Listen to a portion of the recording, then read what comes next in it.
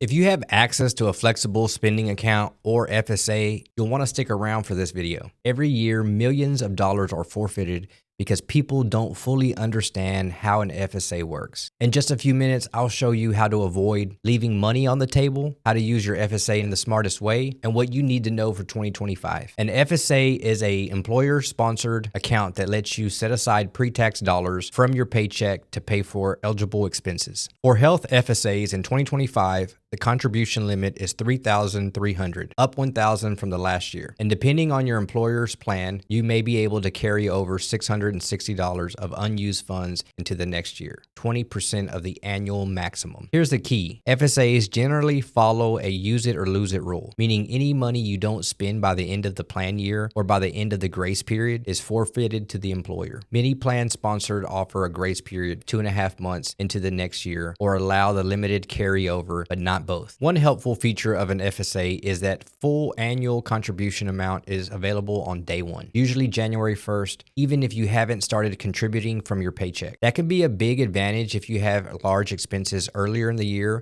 like surgeries, dental procedures, or even glasses. You can use your health FSA to pay for qualified medical, dental, vision expenses. Things like copays, prescriptions, eye exams, glasses, dental cleanings, lab work, and even over-the-counter medications. Most of these items don't require a prescription to qualify for FSA reimbursement. There's also dependent care FSA, which is separate from the health FSA. It'll let you set aside pre-tax money up to $5,000 per household or $2,500 if you're married, filing separately to pay for your eligible child care or elder care. This includes daycare, preschool, summer day camps, and care for a dependent adult while you work. But unlike health FSAs, the dependent care FSA does not allow for early access to the full yearly amount. Funds become available as they are deducted from your paycheck. Here's the part a lot of people miss. The best way to avoid losing money: don't wait. Submit your claims throughout the year, keep your receipts, and make sure you're tracking what you've spent. Let's recap the takeaways for 2025. You can contribute up to $3,300 to a health FSA. If your employer allows it, you may be able to carry over $660 into the next year. But in most cases, any money you don't spend by the end of the year or by the end of the grace period is lost. That's why it's important to plan your expenses carefully and use FSA intentionally. You can also use dependent care FSA to set aside up to $5,000 for child care or elder care, but those funds must also be used within the year. So,